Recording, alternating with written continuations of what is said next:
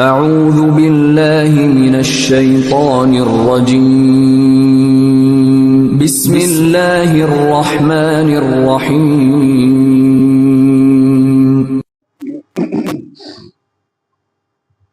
الحمد للہ وکفا والصلاة والسلام علی سید الرسل وخاتم الانبیاء اما بعد فاعوذ باللہ من الشیطان الرجیم بسم اللہ الرحمن الرحیم وعلى الذین هادوا حرمنا كل ذی ظفر، اور یہودیوں پر ہم نے تمام ناخن والے جانور حرام کر دیے تھے۔ وَمِنَ الْبَقَرِ وَالْغَنَمِ حَرَّمْنَا عَلَيْهِمْ شُحُومَهُمَا، اور گائے اور بکری میں سے ان دونوں کی چربیاں ان پر ہم نے حرام کر دی تھی۔ إِلَّا مَا حَمَلَتْ ظُهُورُهُمَا، مگر وہ جو ان کی پشت پر او الحوایا او مختلط بعض، جو ان کی پشت پر یا انتڑیوں میں لگی ہوئی ہو یا جو ہڈی سے ملی ہو، ذالک جزیناہم ببغیہم وإنا لصادقون، ان کی شرارت کی وجہ سے ہم نے ان کو یہ سزا دی تھی اور ہم یقیناً سچے ہیں۔ فإن كذبوك فقل ربكم ذو رحمة واسعة، پھر اگر یہ آپ کو جھوٹا کہیں تو آپ فرما دیجئے کہ تمہارا رب بڑی وسیع رحمت والا ہے۔ ولا يرد بأسه عن القوم المجرمين، اور اس کا عذاب مجرم لوگوں سے نہ ٹلے گا۔ صدق اللہ العظیم۔ گزشتہ آیت مبارکہ میں مسلسل یہ بیان چلا آ رہا ہے کہ حلال اور حرام کا اختیارات صرف اللہ کی ذات پر، کس کو حلال کرنا ہے کس کو حرام کرنا ہے، کس کے لیے حرام ہے کس کے لیے حلال ہے، یہ صرف اور صرف اللہ کی ذات کو اختیار ہے، کسی اور کو اختیار۔ اور یہ بھی عرض کیا گیا تھا،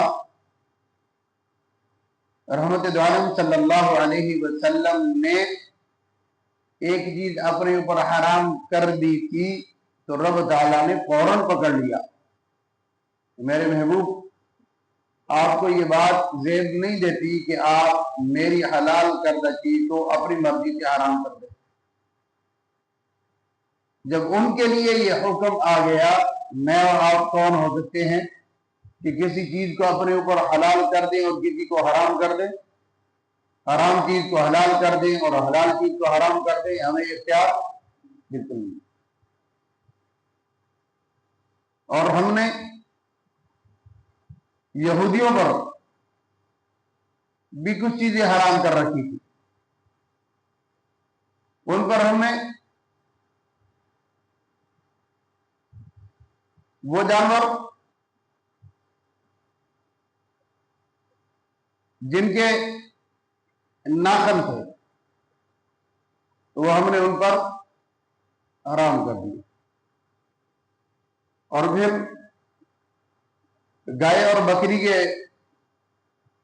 اوپر جو چربی ہوتی تھی، ان کی پشتوں پر، ان کی انتڑیوں پر اور ان کی ہڈیوں کے اوپر جو چربی چڑھی ہوتی تھی، وہ بھی ہم نے ان پر حرام کر دی تھی۔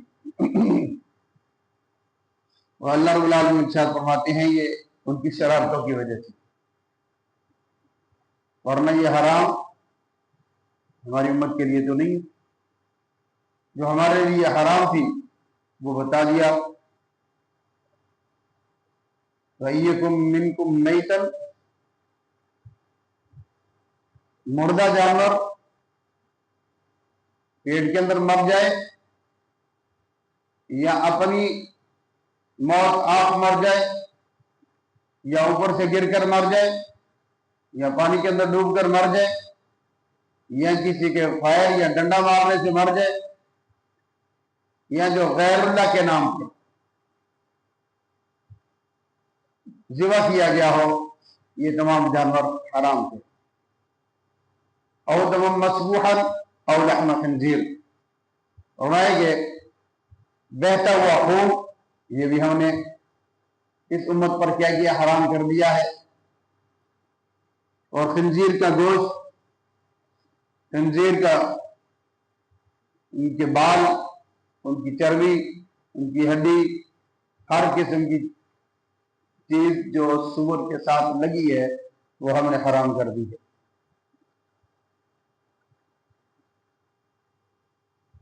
اور پھر یہاں یہ جو چیز بتائی جا رہی ہے کہ عارضی طور پر ہم نے ان کی سرکشی کی وجہ سے، نافرمانی کی وجہ سے، ان کی شرارتوں کی وجہ سے بطور سزا کے ہر ناخن والا یعنی کھر والا جانور جس کی انگلیاں پھٹی اور الگ الگ نہ ہو، جس طرح اونٹ ہے، اسی طرح مرغ ہے، بطخ وغیرہ ہے، یہ ان پر حرام تھی۔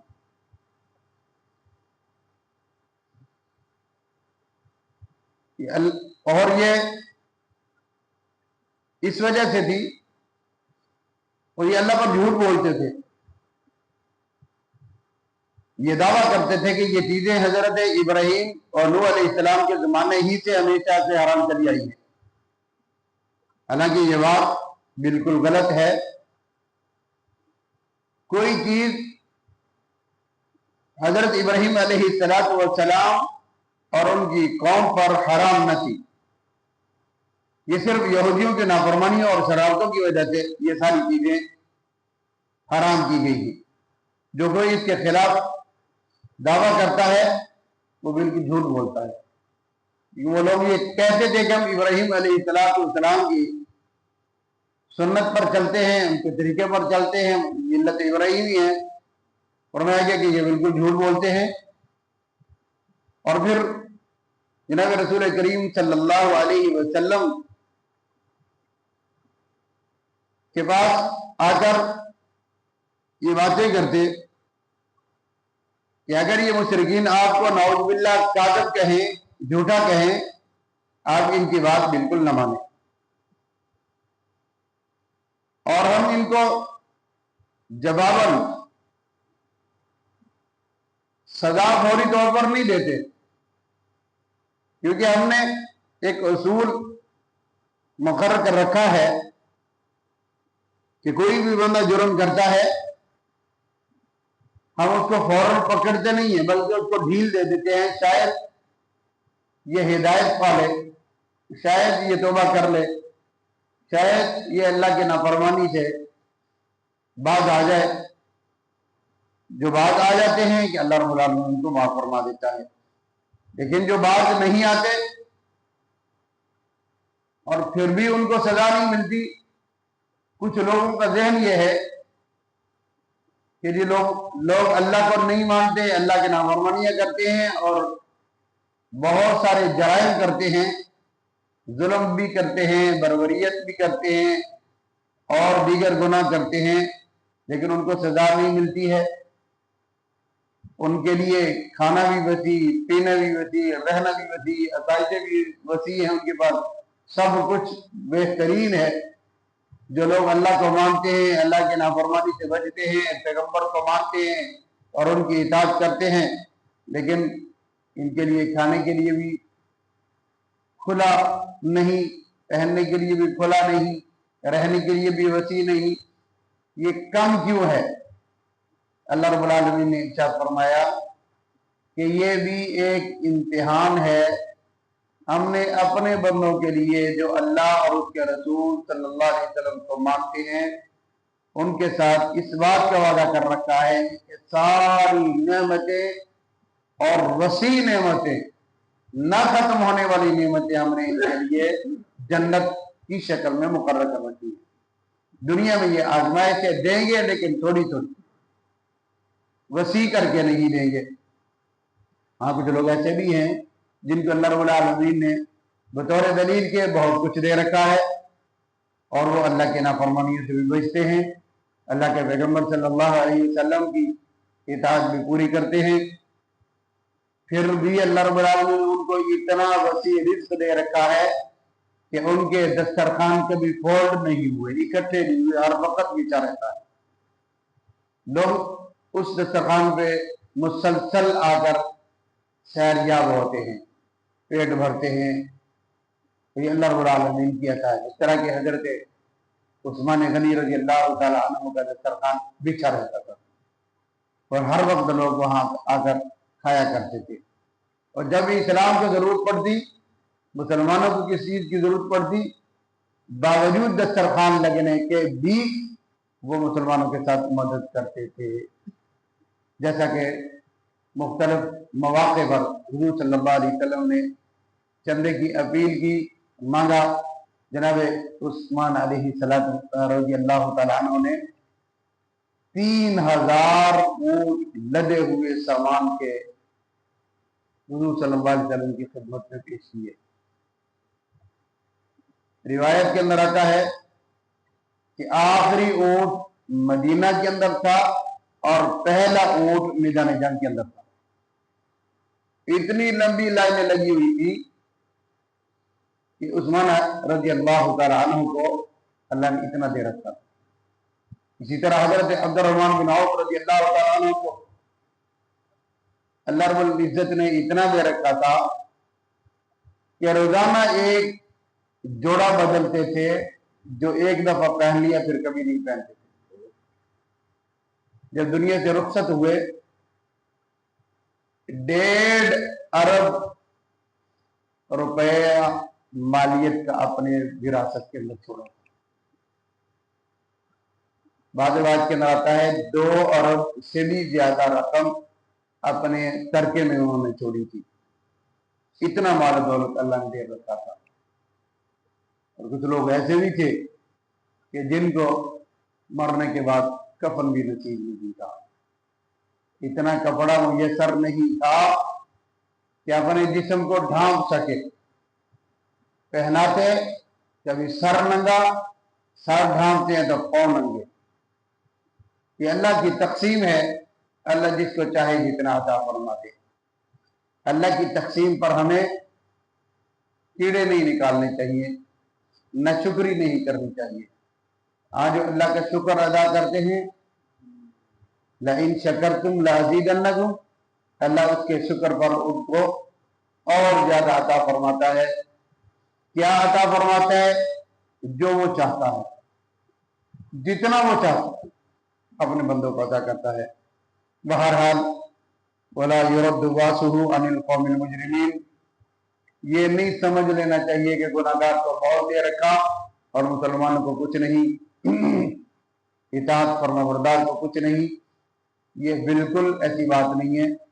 اللہ جانتے ہیں میں نے کہ کس کو کتنا دینا ہے۔ بعض اوقات یہ ہوتا ہے کہ بندے کی اصلیت یہ ہوتی ہے کہ اگر اس کو دے دیا جائے تو وہ مال و دولت کی ہوس میں اللہ کو بھول جائے، اس وجہ سے بھی اللہ نہیں عطا فرماتے۔ بعض اوقات یہ ہوتا ہے کہ اللہ اس کو اگر دے دے تو اللہ کی نافرمانی اس انداز سے کرنا شروع کر دے کہ انسان کو انسان ہی نہ سمجھے۔ ہوتا ہے، ہم دیکھ رہے ہیں کہ جن کو اللہ مال دے دیتا ہے وہ پھر بندے کو بندہ ہی نہیں سمجھتے، وہ اپنی اوقات سے ہی باہر چلے جاتے ہیں اور زمین میں فساد پھیلانا شروع کر دیتے ہیں، ظلم اور تشدد اور بربریت کا بازار گرم کر دیتے ہیں۔ بہرحال یہ ساری چیزیں ہمارے سامنے بطور دلیل کے دیکھی بھی جا سکتی ہیں، پرکھی جا سکتی ہیں اور ان سے عبرت بھی حاصل کی جا سکتی ہے۔ اللہ سے اتنا رزق مانگنا چاہیے کہ رزق کے ہوتے ہوئے اس کی وسعت میں اللہ کی نافرمانی سے بچا جائے۔ اللہ اتنا رزق دے کہ ہم اللہ کی نافرمانی نہ کریں اور اس کے دیے ہوئے میں سے اللہ کے بندوں پر اللہ کے راستے میں خرچ کرتے رہیں۔ اور جس کے اندر یہ صفات پائی جاتی ہیں، اللہ رب العالمین نے اس کے لیے انعام مستقل جنت کی شکل میں، اپنی رضا کی شکل میں تیار کر رکھا ہے۔ اللہ ہم سب کو وہ نصیب فرمائے اور ہمیشہ ہمیں اپنی زندگی کے اندر اللہ کی ہر نافرمانی سے بچنے کی توفیق نصیب فرمائے۔ وآخر دعوانا ان الحمد للہ رب العالمین۔